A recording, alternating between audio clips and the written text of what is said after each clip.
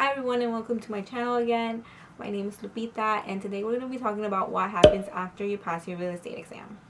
So the three topics today that we're going to be speaking about is number one, your social media accounts. Number two, researching the brokerages that you would like to work for. And number three, being a lifelong learner. Before we start this video though, I want to congratulate you for passing your real estate exam. You know, passing your real estate exam is not the easiest thing to do, and sometimes we forget to, just congratulate ourselves, give ourselves a pat on the back. Yeah.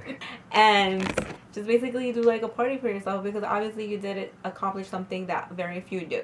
We're going to begin with social media. So I wasn't aware that before passing your test, social media accounts should be made just because you want to kind of start getting into flow of the things. And also your social media pages are not going to be instant. They're going to take some time to do. You can have various social medias. Obviously the normal ones is Facebook, Instagram, Twitter, LinkedIn.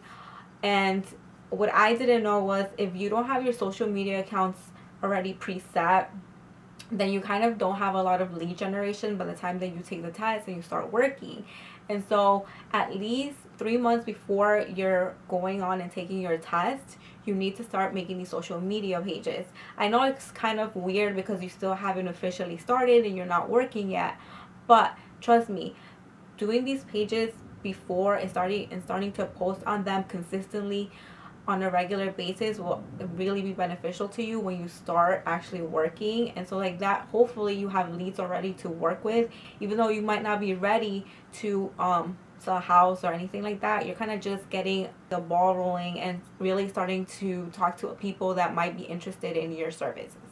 Pro tip is Linktree. Now, I don't know anybody if you ever heard of Linktree, but I'm kind of new to it, and it's basically a link where you can actually attach all your social media pages, and you put it on your Instagram. Once a person clicks on it, you can actually see your YouTube, your Twitter, everything that basically you want on that page will have a link to directly send those people to your pages. I'm gonna add it on the description box if you're interested. I highly recommend it. It's free. There is a paid version for it, but I have only the free one, and basically honestly the free version for me works. How it works is you go into this one link and it has all the links of your social media pages, so that way the consumer can just go into that one page and doesn't have to like look everywhere for where your YouTube is, your Twitter is, everything.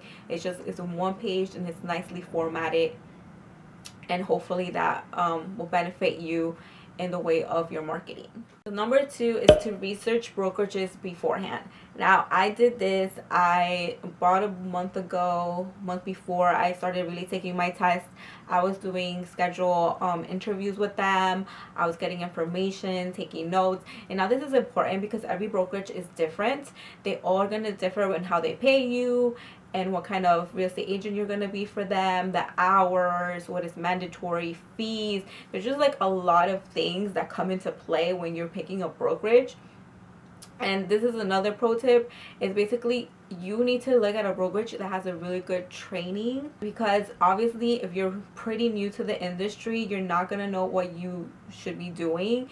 And if you don't know what you don't know, then obviously when you go into the field, you're just going to be completely lost. You're not going to have anyone to benefit you or help you or mentor you. So I really suggest that you find a brokerage that has a really good training practice, and then after that you can obviously like change brokerages if you just don't like the pay that they're giving you, the hours, or whatever it may be. Yeah, so training is very important when picking a brokerage, just especially if you're a new first time agent. So my third topic is you're going to become a lifelong learner. So passing your real estate exam is just basically the tip of the iceberg. And so when I got into real estate, in my head, I was kind of thinking you buy, you sell homes. That's what you do, right? Either you become a listing agent or you become a buyer's agent or you become a combination of either or. However, what I did not know was that you're going to be learning a lot of different things. You're going to be learning about the market, about houses, about prices, about loans. There's just a massive amount of things that comes into being a real estate agent. And honestly, to stay competitive in this market, you need to understand that you're going to have to learn a lot of things.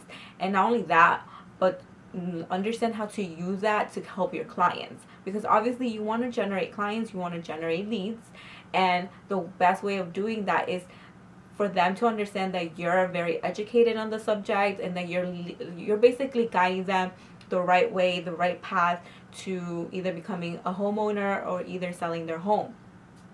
So to stay in this competitive market and really have a name for yourself, you're gonna have to understand that you're gonna learn every day. I mean, I literally either have a class either 3 or 4 times a week, maybe more, and I'm just learning. I'm just learning the basics. I haven't even gotten to the point where like I'm learning the market, sort of speak, but I'm just learning the basics, like doing a CMA, the lingo. You're gonna have like a specific, language that you're gonna be using, and you just a lot of learning along the way. So I suggest that if you're gonna really consider this as a career, and especially as a full-time career, you're gonna have to learn how to use a lot of information and also filter to that information, so you can be the most informative agent for your clients. This is a bonus time for bonus time. I know if you've seen my last videos, I always give some small bonus at the end of the video. And so for me, one of the things that you're going to do when you become a real estate agent is that you're going to actually create a signature. Obviously, you know what this is. It's at the bottom of your email. It says your name and like information of how clients can contact you. And now I had a lot of people that were sending me emails from my specific company, and I did not really fall in love with the signatures that they were giving me, like the templates. So I actually found a website online, and it's free, so you don't have to pay for any of this.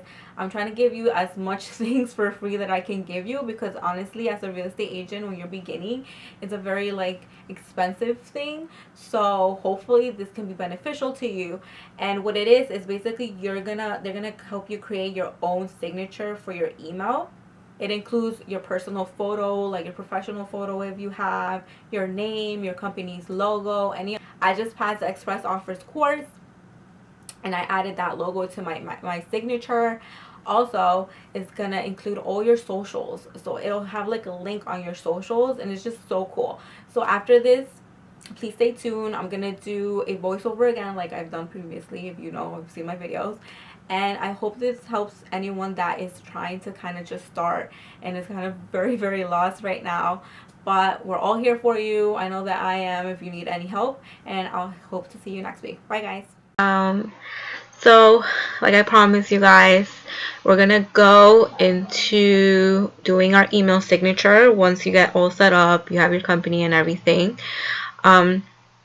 I actually found this online, and it's called the hubspot.com/email/signature/generator.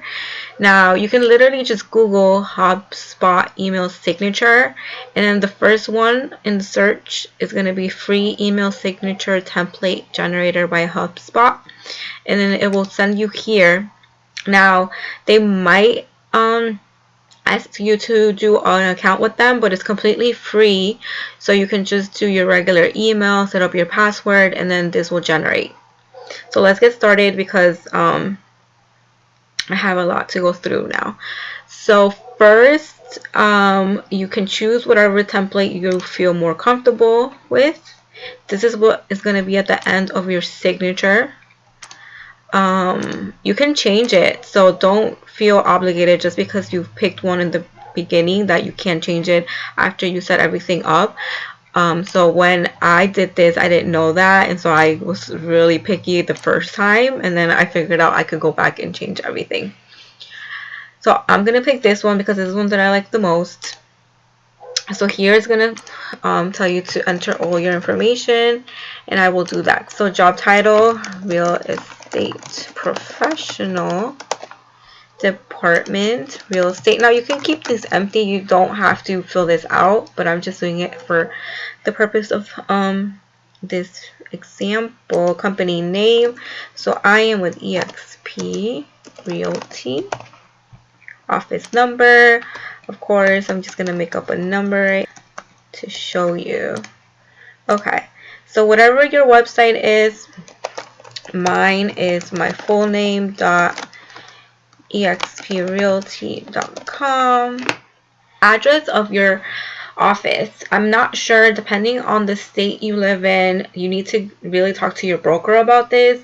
I don't know, I'm not sure if they want you to add their address, like your office address. Don't ever include your home address, but your office address. And here would be where I would put it. So I left that blank. Okay, so this is where you enter your socials. Now I have all these done, but I'm only going to do 2 of them just for this example. And I already have pulled up here my Facebook. And you want to make sure that it's your Facebook professional page. You don't want to be your own personal page, because this link will be different. So you always want to make sure it's the one that you are looking at. So you're going to come here and obviously paste out where it says Facebook. I already have my Instagram here, and so I'm just going to copy this and paste it where it says Instagram. And see, you have to do that. You cannot just paste them on anything, because here it'll give you the little Facebook logo, the Instagram logo, so when they press this, they'll know which one it is. Custom field, this is a bonus field. This is like an additional thing that you want to like just write in here. I don't know, like whatever you like to say, live and learn. I'm gonna just leave that like that because it's not necessary. And then I change my colors, you know, because I like pink and I like purple, but you know, feel free to do whatever you want. Let's see. I just feel like pink and this purple just is a good combination. Of course, if you don't like your font, you can change it to whichever font they have here. Unfortunately, they don't have every font, so they just have these ones. These are pretty good, and then also you can change the size if you see that. Now here is where you do your profile picture, your company logo. If you want to create additional stuff, you could do that, and then also the color. But so this is important for it to work. You cannot just upload a picture from your computer. You have to upload it to somewhere you can get a link from. There's various places, but my favorite is my Drive from Google, as you can see. And so here I will right click and set get link. And it's loading. I'm so sorry, my computer is slow today. And then I will copy link. I will come back here, I will add it, and then automatically, it's crazy, like it just automatically goes. So done. In my state in New Jersey, we do have to have our business logo, like our company's logo, so I have to put this in here. Copy a link, and there we go. See that? Okay, so you can change anything from here as long as you don't press this button, create signature, because once you press it, I believe they send you an email with this. I'm not sure if they allow you to come back exactly to this page, but I'm pretty sure you can. So actually this is different because this is a CTA. This is completely, you don't really need to know a lot about this, but I mean, you can go into further detail if you want to know, but that's not necessary. So like I said, you can go back here because maybe I just don't like how this, you know, it's viewed at the end of my signature. And so maybe this one, I think this is the one I have actually, or this one, or even this one might be okay. But honestly, I have this one. I feel like it's the most professional looking. So I'm gonna say everything looks good. My name's here, my phone number, my office number, company's name and logo, I mean, my socials, my email, and then my website. So we're going to create signature.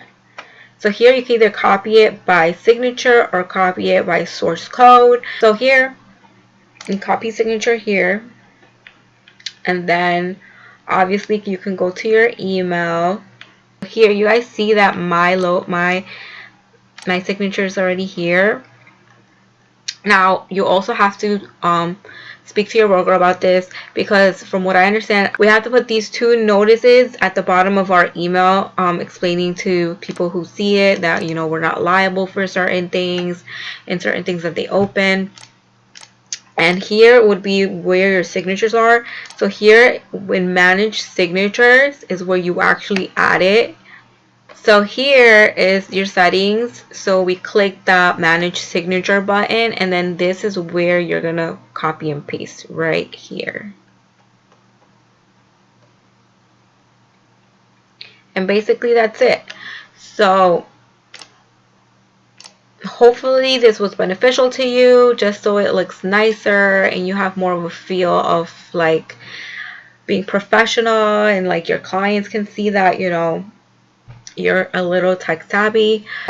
Don't forget to subscribe, share, and like for more videos, and I will see you next week. Bye, guys.